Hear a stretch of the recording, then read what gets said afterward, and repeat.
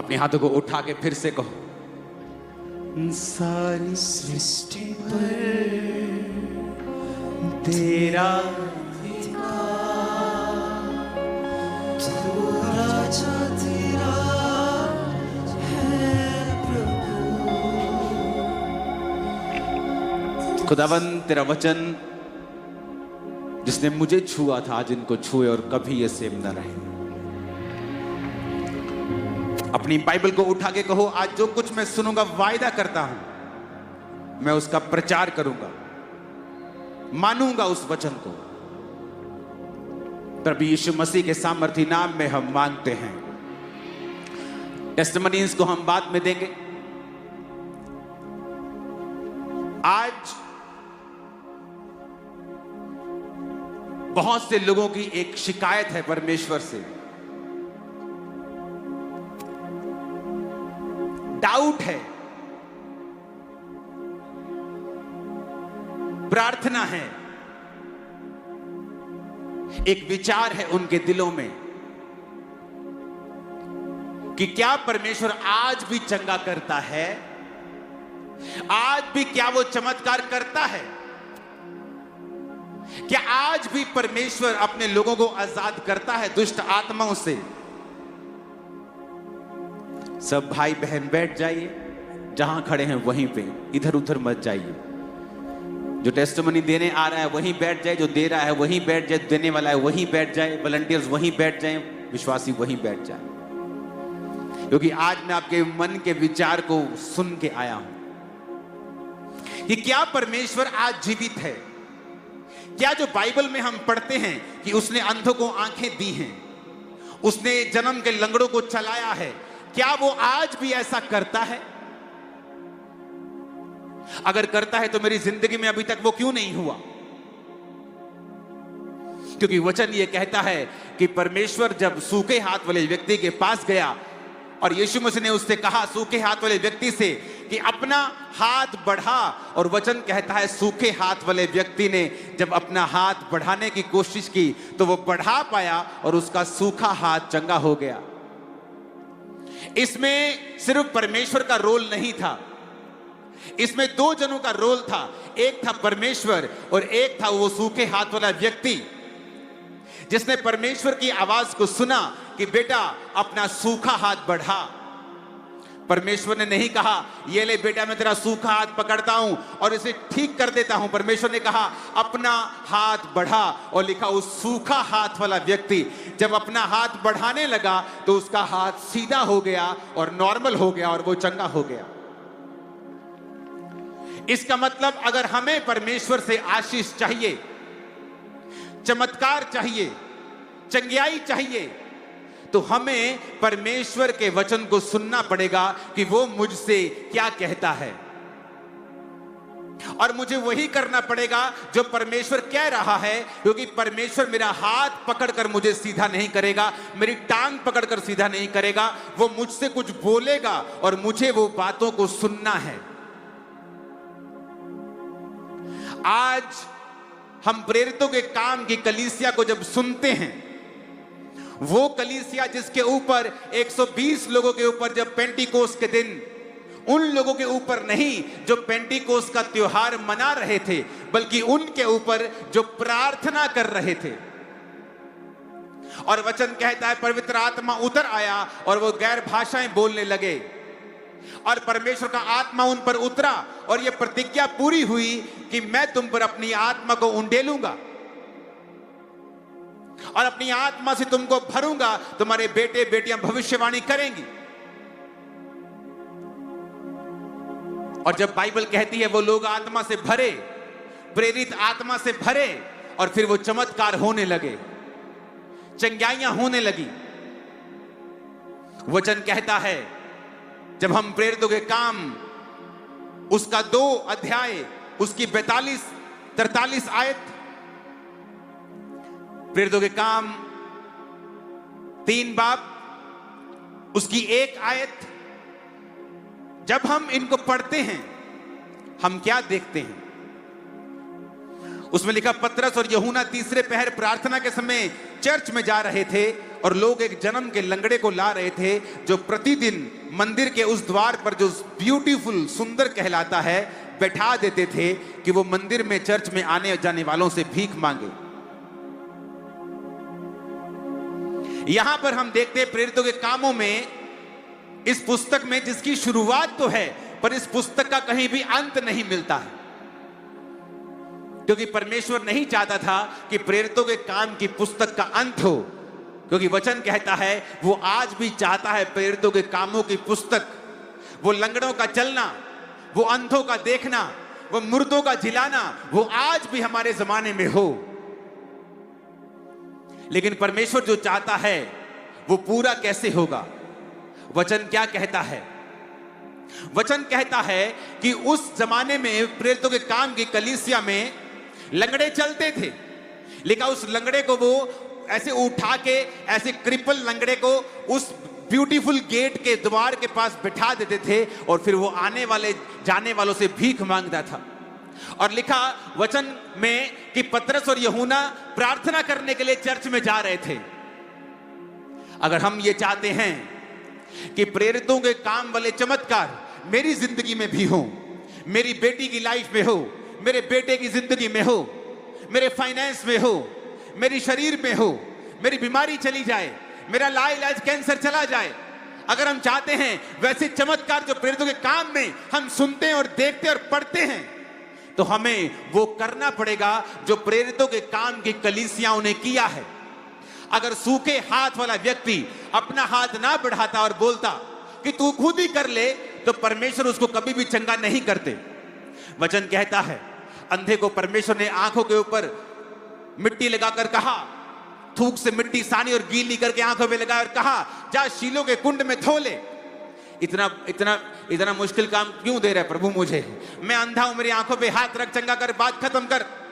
लेकिन परमेश्वर ने कहा नहीं, जा और शीलो के कुंड में धो ले। और अंधा जा रहा है, आंखों में मिट्टी लगी है, पूछ पूछ कर शीलो का कुंड कहां है, शीलो का कुंड कहां है?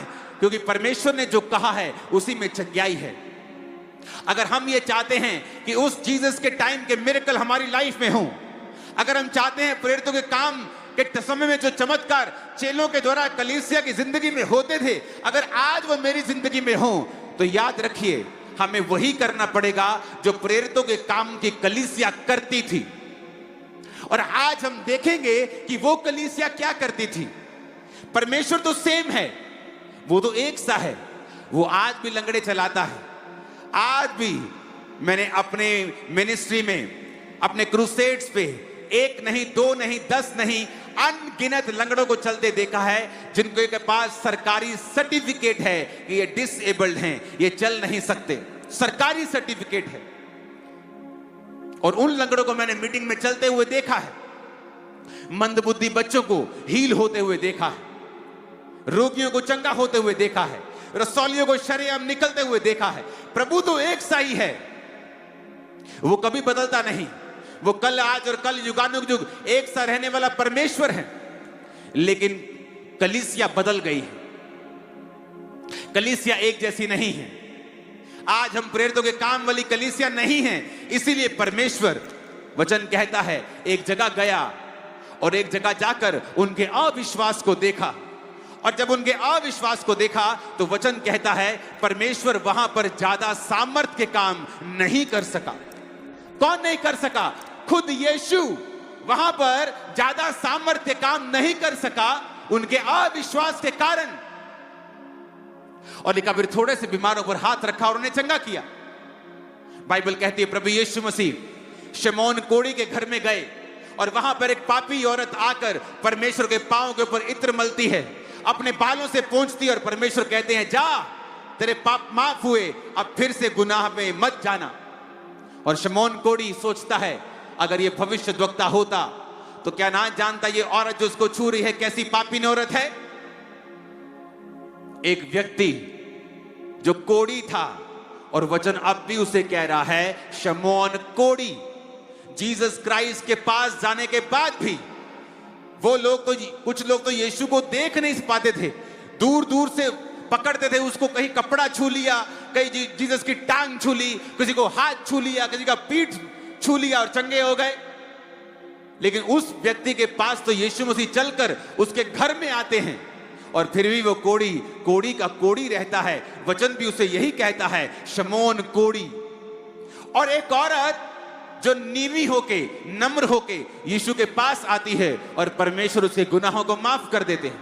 इसका मतलब जरूरी नहीं आप मसीह में हैं तो आप चंगे होंगे, जरूरी नहीं है जब तक आप में वो विश्वास, और विश्वास वो कर्मों का विश्वास। वचन कहता है दुष्ट आत्मा भी विश्वास करती है। अब मैं दुष्ट आत्मा के लिए प्रार्थना करूंगा, यीशु यीशु चिल्लाएंगी, लेकिन दुष्ट आत्मा विश्वास करती है, कर्म नहीं करती। अगर तुम्हारा कर्म नहीं है और तुम सिर्फ विश्वास करते हो तो तुम भी शैतान के जैसे हो। और परमेश्वर को आपकी लाइफ में काम करने के लिए आपके विश्वास की जरूरत है, जो कर्मों से आप दिखाते हैं कि यीशु मैं तुझ पे विश्वास करता हूं। अब हम अगर चाहते हैं प्रेरितों के काम वाले चमत्कार हमारी जिंदगी में भी हो, वो काम जो प्रेरित करते थे, कलीसिया देखती थी, अपनी जिंदगी में उसे ग्रहण करती थी, मेरी जिंदगी में भी हो, तो हमें भी वैसी ही कलीसिया बनना पड़ेगा जैसी कलीसिया प्रेरितों के काम वाली कलीसिया थी। प्रेरित कैसे थे? वचन कहता है 3:1 में, पतरस और यूहन्ना तीसरे पहर प्रार्थना के समय, ऊंची आवाज में कहो प्रार्थना का समय। मेरी आवाज आपसे कम होनी चाहिए, आपकी ज्यादा होनी चाहिए, पीछे तक आप बैठे हो। बोलो प्रार्थना का समय। 3 बार बोलो प्रार्थना का समय, प्रार्थना का। वहां पे पतरस और यूहन्ना लंगड़े को चलाने बिल्कुल नहीं गए थे, वो तो प्रेयर करने के लिए जा रहे थे। चलो प्रार्थना ही करनी है, घर बैठ के कर लेने हैं, यही बैठ जाते हैं घर पे ही, चलो छोड़ो प्रार्थना ही करनी है, अरे ऐसी प्रार्थना कर लेते, कोई बात नहीं, अरे कहां चर्च जाएंगे, किराया लगाएंगे, यहीं बैठकर प्रार्थना कर लेते, थोड़ी सी साइड पे जाके। हमारी जिंदगियों में प्रार्थना का महत्व कम हो गया है, इसलिए हमारी जिंदगियों में परमेश्वर के चमत्कार कम हो गए, क्योंकि वो उसी तरह से आपको रिस्पॉन्स करता है जिस तरह का रिस्पॉन्स आपका है, जिस तरह का स्वभाव आपका है, उसी तरह से परमेश्वर आपकी लाइफ में काम करता है। आज मैं आपको दिखाऊंगा, वचन कहता है जब शाऊल कलीसिया को सताता था और उस पर परमेश्वर की मार आई और वो रास्ते में अंधा हुआ, तो वचन कहता है वो 3 दिन तक, प्रेरितों के काम 9 उसकी 8, तब शाऊल भूमि पर से उठा, उसने आंखें खोली तो कुछ दिखाई नहीं दिया। वे उसका हाथ पकड़ के उसके दमिश्क में ले गए और 3 दिन तक वो ना देख सका, ना खाया ना पिया।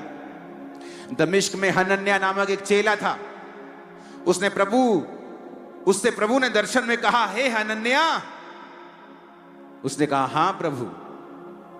प्रभु ने उससे कहा उठकर उस गली में जा जो सीधी कहलाती है, और यहूदा के घर में शाऊल नामक एक तरसुस वासी को पूछ, क्योंकि देख वो प्रार्थना कर रहा है। क्योंकि शाऊल जो था वो यहूदी था और वो प्रार्थना की पावर को जानता था, वो प्रार्थना की शक्ति को जानता था। और वचन कहता है जब वो बैठकर प्रार्थना कर रहा था, उपवास सहित प्रार्थना कर रहा था, तो परमेश्वर को हिलना पड़ा और परमेश्वर ने अपने चेले से कहा, हे हनन्याह उठ, जो सीधी गली कहलाती है उस गली में जा, जो सीधी कहलाती है, स्ट्रीट जाओ और उस गली में जाके पूछ एक तरसुस वासी, क्योंकि देख, अपने पड़ोसी को बोलो देख वो प्रार्थना कर रहा है। पतरस और यूहन्ना तीसरे पहर मंदिर में, चर्च में जा रहे हैं, किस लिए? प्रार्थना करने के लिए। और रास्ते में उनको लंगड़ा मिलता है और वो उसको चला देते हैं। प्रार्थना का महत्व, प्रार्थना की इंपॉर्टेंस कितनी है आपकी जिंदगी में? क्या मायने रखती है प्रार्थना का जीवन आपकी लाइफ में? पूरी प्रेरितों के काम की कलीसिया पढ़ो, पूरा प्रेरितों के काम क्या क्या हुआ। जहां जहां प्रार्थना हुई है वहां वहां परमेश्वर ने मूव किया है। जहां जहां प्रेयर हुई है परमेश्वर ने वहां पे शिरकत की है। जहां जहां प्रार्थना हुई है परमेश्वर ने वहां वहां अपने दर्शन दिए हैं। जहां जहां प्रार्थना हुई है वहां वहां परमेश्वर ने लोगों को चंगा किया है। और जिन्होंने सिर्फ विश किया है, काश मैं चंगा हो जाता, काश परमेश्वर मुझे चंगा कर दे, काश मैं भी अमीर होता, काश मेरी जिंदगी में यह दुख ना होता, वो उसी दुख में पड़े रहते हैं, क्योंकि जिंदगी आपको वो नहीं देती जो आप डिजर्व करते हैं। जिंदगी आपको वो देती है जिसके लिए आप फाइट करते हैं। और वचन कहता है, परमेश्वर ने कहा हनन्या तुझे जाना होगा।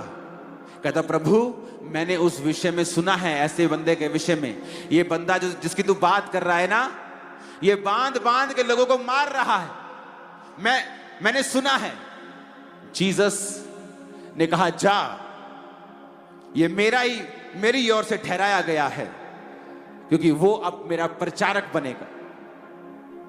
और वचन कहता है वो गया और उस पर हाथ रखा, आंखों से छिलके गिरे और वो देखने लगा। ऊंची आवाज में कहो आमीन। कुरनेलियस नामक एक व्यक्ति प्रार्थना कर रहा था और वो बड़ा दान देने वाला आदमी था। जब प्रार्थना कर रहा था तो दूत उसके सामने खड़ा हो गया कि जा और फलाने फलाने शहर में एक चमड़े का धंधा करने वाला व्यक्ति है, उसके पास पतरस आया है, उसको बुलवा ले। पतरस प्रार्थना कर रहा था उधर, और प्रार्थना करते करते उसे भूख लगी और वो प्रेयर करता करता बेसुध हो गया। और परमेश्वर ने दर्शन देके कहा जा, 3 मनुष्य ये तेरी खोज में आए हैं, ये मनुष्य जा और उनके साथ उस नगर में कुरनेलियस के घर में जा, उनको प्रचार कर। क्योंकि वो अन्य जाति था, तो परमेश्वर ने उसे विजन दिखाया कि ये जानवर, ये सांप, इसे मार और खा। और उसने कहा प्रभु मैंने अशुद्ध वस्तु नहीं खाई है। तो परमेश्वर का मतलब था कि अब तू प्रचार कर अन्य जातियों में भी। कब? जब वो प्रार्थना कर रहा था। कुरनेलियस जब पतरस उसके घर पहुंचा तो पूरा घराना बचाया गया। क्यों? क्योंकि वो प्रार्थना कर रहा था। लंगड़ा चला, क्यों? क्योंकि वो प्रार्थना करने के लिए जा रहे थे। प्रेयर कहां है आपकी चर्च? क्या आप नहीं जानते, अगर आप प्रार्थना नहीं करेंगे परमेश्वर मूव नहीं करेगा। अगर आप प्रेयरलेस हैं तो आप परमेश्वर से दूर हैं।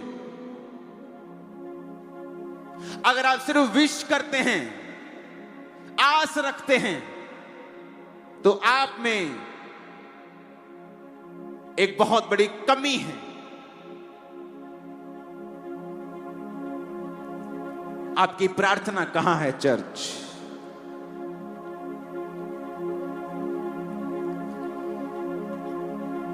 वो जो बोले बंधन खोले, जकड़े छूटे, वो जो बोले,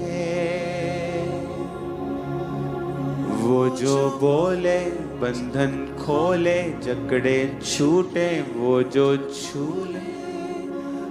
ऊंची आवाज में कहो थैंक यू जीसस। बाइबल कहती है परमेश्वर के चेले याकूब को पकड़ लिया और तलवार से मार दिया। और जिसने मारा वो देखा उसने कि पब्लिक खुश हो गई। उसने कहा पब्लिक खुश हो गई है, पॉलिटिकली फायदा होगा, दूसरे चेले को भी पकड़ लो। और लिखा उन्होंने पतरस को पकड़ लिया कि अब इसको मारेंगे और इसको सजा देंगे और लोग खुश हो जाएंगे। और कलीसिया को अपनी गलती याद आई। उन्हें लगता था कि हम सिर्फ प्रार्थना करवाने के लिए हैं। और जब बाइबल कहती है प्रेरितों के काम 12 उसकी 5 आयत में कि जब जेल में पतरस बंद था, परंतु कलीसिया उसके लिए लॉ लगाकर परमेश्वर से प्रार्थना कर रही थी। उनको शौक लगा कि खुदा का चुना हुआ प्रेरित कैसे मर सकता है। वो याकूब तो कल लंगड़े चला रहा था, ये तो कल अंधों को आंखें दे रहा था, ये मर कैसे सकता है। परमेश्वर की आत्मा ने गलती याद करवाई कि तुमने प्रार्थना नहीं की। वो प्रार्थना में बैठ गए और कहा, प्रभु पतरस को बचा। और वचन कहता है परमेश्वर ने दूत भेजे। जिस जेल में पतरस था वो जेल हिल गई, बंधन खुल गए और पतरस को परमेश्वर के दूत उस जेल से बाहर निकाल के लेके आए बिना किसी व्यक्ति के। पतरस वापिस आया, कुंडा खड़काया जहां वो सब प्रार्थना कर रहे थे। औरत आई, देखा और वो देख के शॉक हो गई, पतरस कैसे आ सकता है, जेल से बाहर कैसे आ गया ये। अंदर गई भागी भागी, कहती क्या हुआ क्या हुआ। बाहर पतरस का शायद दूत खड़ा है, पतरस तो नहीं आ सकता, जेल में कौन किसी की हिम्मत है जेल तोड़ने की। पर कलीसिया प्रार्थना कर रही थी। शैतान लड़ेगा आपसे जिस दिन आप प्रार्थना करने लगे। वो फाइट करता है जब आप प्रार्थना करते हैं। व्हाट्सएप याद आएगा, दुख याद आएंगे, मेंटल चीजें याद आएंगी, नेगेटिव चीजें याद आएंगी। टीवी का सर्वश्रेष्ठ आपका मनपसंद प्रोग्राम आपको याद आ जाएगा। आपका परम मित्र आपको फोन कर देगा, आपको व्यभिचार की बातें याद आएंगी। क्यों? क्योंकि शैतान जानता है जिस दिन आप प्रार्थना करेंगे स्वर्ग मूव करेगा आपके लिए। जिस दिन आप प्रार्थना में बैठ जाएंगे वो शैतान जानता है। शैतान तो जानता है, पर कलीसिया मूर्ख की तरह बिहेव करती है कई बार और प्रार्थना नहीं करती, और फिर भी एक्सपेक्ट करती है कि परमेश्वर मेरी जिंदगी में चमत्कार करे। परमेश्वर कैसे करेगा? उसने दुनिया में रूल बनाया है। धरती का एक रूल है, जब तक आप परमेश्वर को इनवाइट नहीं करेंगे, आपके नाम पर जो रजिस्ट्री धरती की है वो उस रजिस्ट्री जो आपके नाम हो गई है, जैसे आप किसी अपने मित्र को एक घर भेंट कर दें कि चल मेरे पास 5 घर हैं, एक घर में तुझे भेंट करता हूं। आप वो परम मित्र अगर जेंटलमैन होगा तो फिर आकर हर 2 महीने में नहीं कहेगा मेरा घर ठीक है ना, जो मैंने तुम्हें दिया था ठीक है ना। अपने आप नहीं आएगा उस घर में, क्योंकि वो जेंटलमैन है। अगर उसका बर्थडे है वो वेट करेगा कि वो उसको इनवाइट करे, क्योंकि वो जेंटलमैन है। परमेश्वर को जानता है आपकी जिंदगी में क्या चाहिए, आप जिंदगी में किस सिचुएशन से होकर गुजर रहे हैं, आपके दुखों को, आपकी बीमारियों को वो जानता है। लेकिन वो आशा रखता है कि आप उससे कहें, प्रार्थना करें कि प्रभु मेरी जिंदगी में आए और ये फलाना फलाना काम मेरी जिंदगी में करें। हालेलुया। ऊंची आवाज में कहे हालेलुया।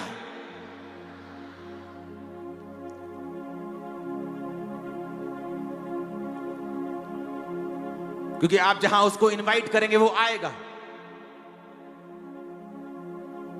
पौलुस बाइबल कहती है प्रार्थना करने के लिए शहर के बाहर जा रहा था और वहां पर एक औरत उसको मिलती है जो बड़ी धनी थी, प्रभावशाली, और वो बड़े ध्यान से वचन सुनती है और अपना जिंदगी प्रभु को दे देती है और उसका घराना भी बचाया जाता है। आज किन सेवकाइयों के द्वारा रूहें बच रही हैं? वो नहीं जो बहुत प्रचार कर रहे हैं, वो जो प्रार्थना कर रहे हैं और प्रचार कर रहे हैं। किन के द्वारा लंगड़े चल रहे हैं? वो नहीं जो लंगड़े चलाना चाहते हैं, वो जो प्रार्थना का महत्व अपनी जिंदगी में रखते हैं, जो प्रेयर करते हैं, वो लंगड़े भी चलाते हैं। कौन सी सेवकाइयां हैं जो रूहें बचा रही हैं बहुत ज्यादा? वो नहीं जो सिर्फ प्रचार कर रही हैं, वो जो प्रेयर कर रही हैं और प्रचार कर रही हैं। कलीसिया कामों को पढ़िए, प्रेरितों के कामों में पढ़िए। जहां जहां प्रार्थना हुई है वहां वहां परमेश्वर ने मूव किया है। जहां जहां प्रार्थना हुई है वहां वहां परमेश्वर ने काम किया है। जिस जिस व्यक्ति ने प्रार्थना को महत्व दिया है, प्रभु ने उसकी जिंदगी में बड़े काम किए हैं। ऊंची आवाज में कहिए हालेलुया।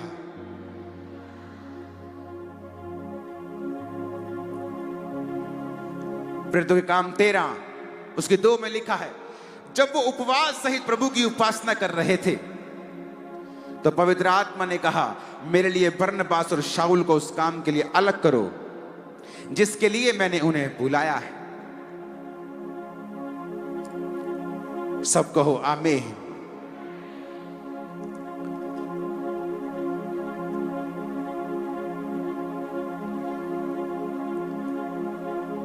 ऊंची आवाज में कहो आमीन। अपने पड़ोसी को बोलिए प्रार्थना कर। फिर से कहिए आमीन। आप प्रेयरलेस हैं, आप क्रिश्चियन हैं, लेकिन प्रार्थना नहीं करते। आप भले आदमी हैं, आपने किसी का कुछ बुरा नहीं किया, लेकिन फिर भी शैतान आपकी लाइफ पर कॉन्टिन्यूस अटैक करता रहेगा। आपकी सेहत को वो चुराएगा, क्योंकि वो काम यही करने आता है। वो चुराता है, घात करता है और नष्ट करता है। और जहां जहां प्रार्थना करेंगे, वहां वहां परमेश्वर को देखेंगे। जब जब आप प्रार्थना करेंगे, आप परमेश्वर को मूव करता हुआ देखेंगे अपनी लाइफ में, अपनी सेवकाई में, अपने फाइनेंस में। मेरी चर्च के बिलीवर्स रोज रात को 8 बजे प्रार्थना पहाड़ की प्रार्थना करते हैं 9:30 तक। ये 1.5 घंटा मैंने कहा उनको प्रार्थना करना जरूरी है, ताकि कम से कम 1.5 घंटा तुम्हारा ये परमेश्वर में चला जाए। सुबह उठो, 45 मिनट पर्सनल प्रार्थना करो।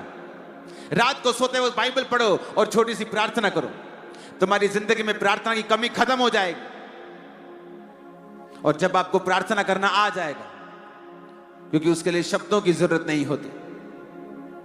आप अपने बाप के पास जब बैठते हैं तो अच्छे शब्दों के साथ नहीं बैठते कि आज मुझे मम्मा से मिलना है, डैडी से मिलना है, क्या बोलूंगा। आप कभी सोचते हैं क्या?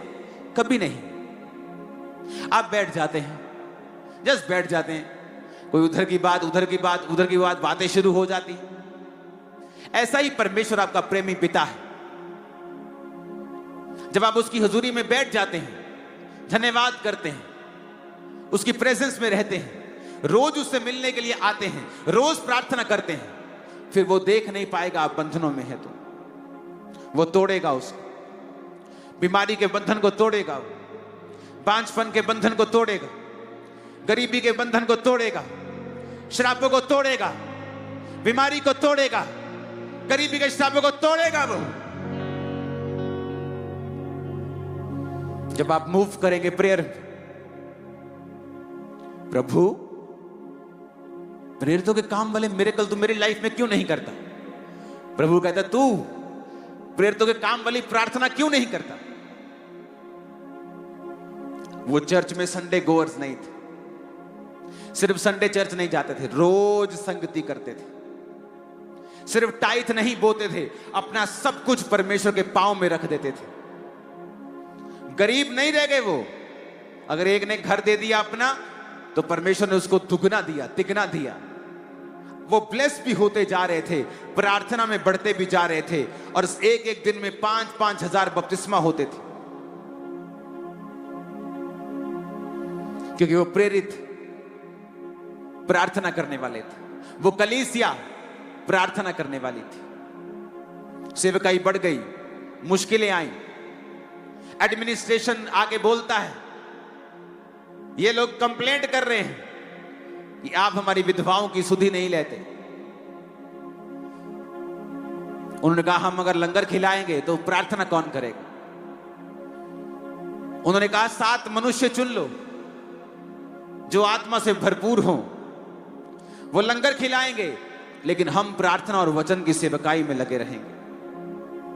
प्रेरितों को मालूम था, अगर हम एडमिनिस्ट्रेशन में बिजी हो गए, सिर्फ लोगों से मिलने में बिजी हो गए, उनकी जरूरतों में बिजी हो गए, तो प्रार्थना अगर खत्म हो गई तो समझो सारी सेवकाई खत्म हो गई।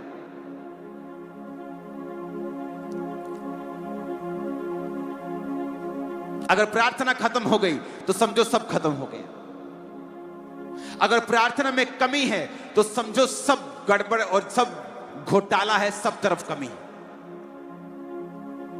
मेरी पत्नी प्रार्थना करती, तुम अंधे रहना चाहते हो क्या?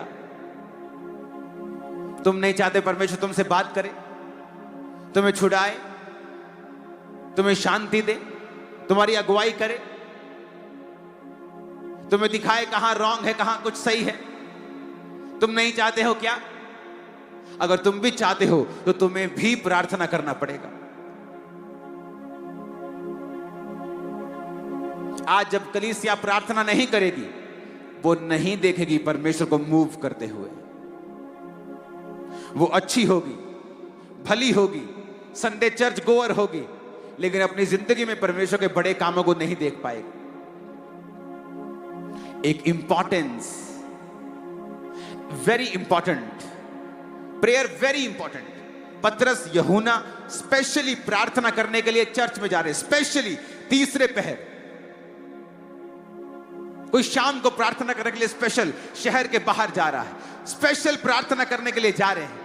और हमारी प्रार्थना में व्हाट्सएप ऑन रहता है, मोबाइल की घंटी बिना साइलेंट मोड में रहती है। कोई भी आपको कॉल कर सकता है, आप फोन उठाएंगे, कोई भी आपको मैसेज कर सकता है, आप उसका जवाब देंगे। और इधर आप प्रार्थना कर रहे हैं और उधर आपका फोन बज रहा है, आपका टीवी ऑन है। आपकी बाइबल कहती है कि कुंडी लगा के प्रार्थना करना, विदाउट डिस्टर्बेंस, विदाउट डिस्ट्रैक्शन। और परमेश्वर से, अपने पिता से गुप्त में प्रार्थना करना। तेरा पिता जो गुप्त में देखा, पब्लिकली तुझे रिवॉर्ड करेगा। तुम्हारे रिश्तेदार तुम्हारे रिवॉर्ड को देखने वाले हैं आज के बाद।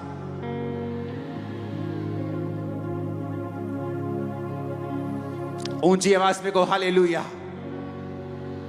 ऊंची आवाज में कहो हालेलुया। अगर आप प्रार्थना नहीं करते हैं तो समझिए परमेश्वर मूव नहीं करेगा।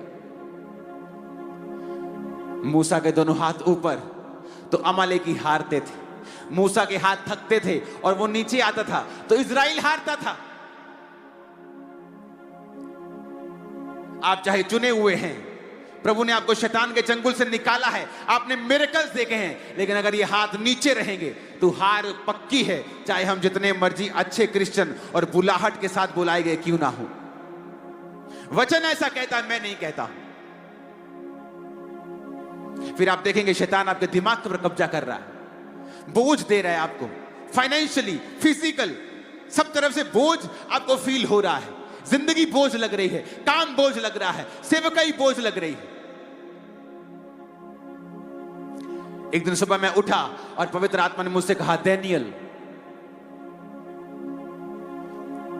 मैं डैनियल नहीं पढ़ रहा था, मैं पुराना नियम नहीं पढ़ रहा था, लेकिन प्रभु का आत्मा मुझसे कहा, जिस तरह डैनियल 3 बार प्रार्थना करने के लिए जाता था मेरे सामने, उसी तरह तू भी करेगा।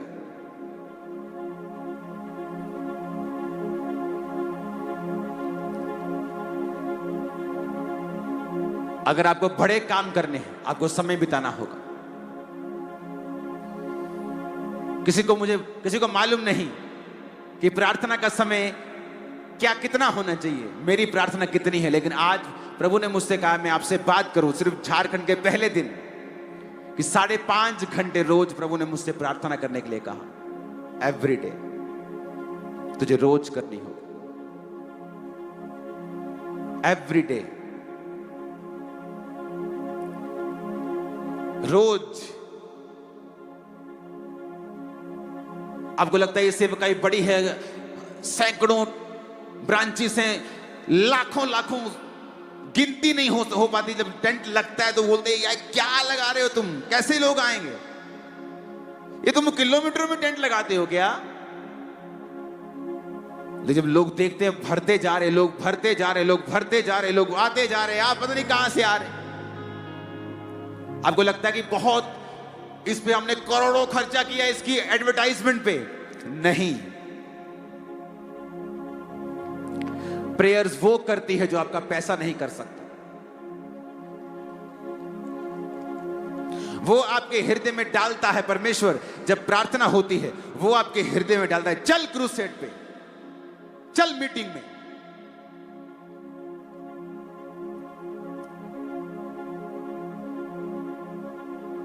पास्टर्स निराश रहते हैं अपनी कलीसिया से, अपने लोगों से। परमेश्वर आपको तब तक निराश करेगा जब तक आप खुद घुटने नहीं टेक लेते, रोज घंटों। और वो आपको मेक श्योर करेगा कि आप निराश रहें। लोग आपको निराश करते रहेंगे, कलीसिया टूटती रहेगी, चीजें अच्छी नहीं होंगी, जब तक आप फैसला नहीं करेंगे मुझे प्रार्थना करनी है, घंटों घंटों।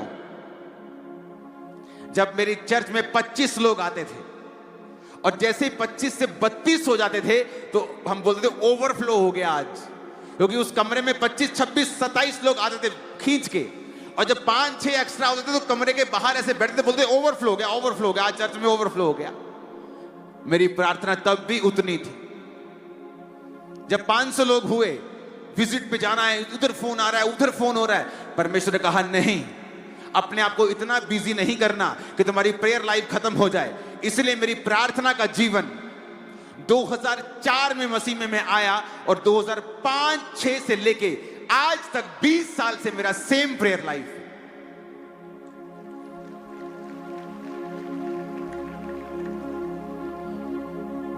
इसलिए सेवकाई, इसकी हजारों सैकड़ों ब्रांचेस, काम, क्रूसेड्स, मीटिंग्स, 7 लाख मेंबर्स, बिना किसी स्ट्रेस के हम चलते हैं। सेवकाई का कोई स्ट्रेस हमारी लाइफ पे नहीं।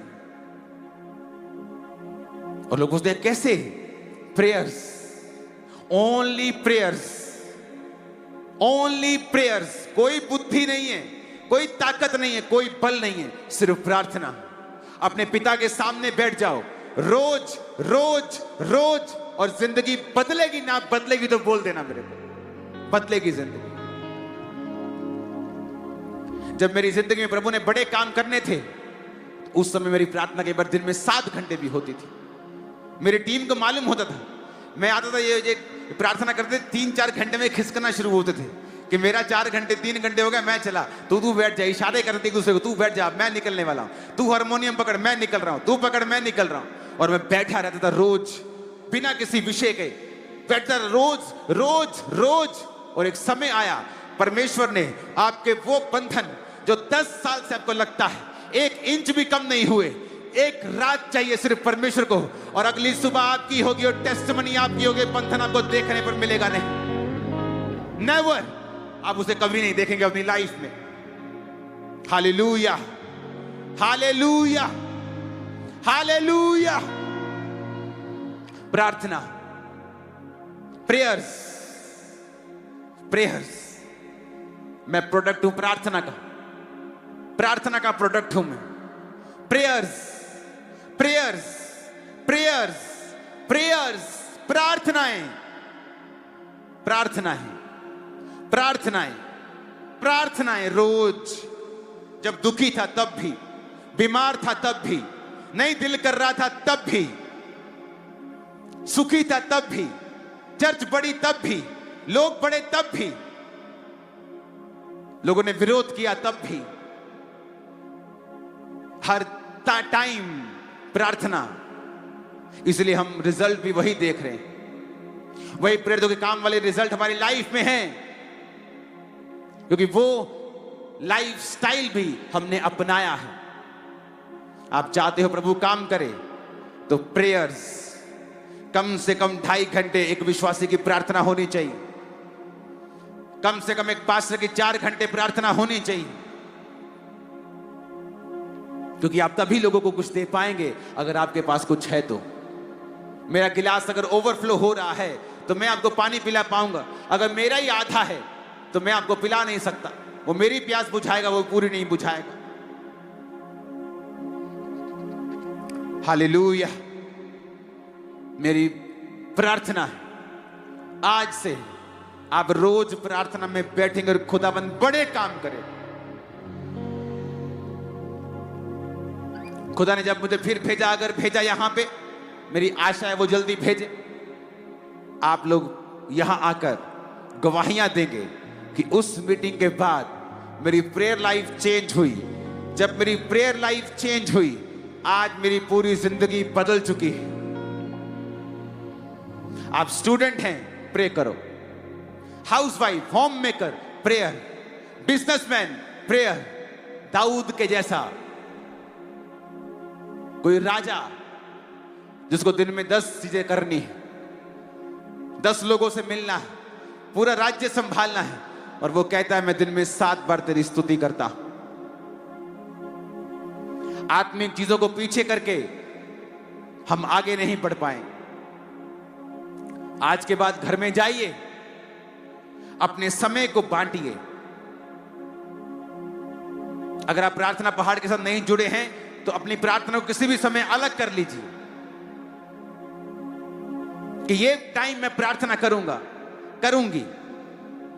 एक पवित्र समय साइड पे रख दीजिए। रोज खुदा से बात कीजिए, रोज उससे मिलिए, रोज उसके साथ बैठकर वर्शिप कीजिए उसकी। मैं आपको दावा करता हूं आपकी जिंदगी आज रात के बाद कभी सेम ना होगी। आमीन। ऊंचाई आशीष हमारी है चर्च। मैंने कहा आमीन। ऊंचाई आशीष हमारी है चर्च। अपने हाथों को उठा लीजिए।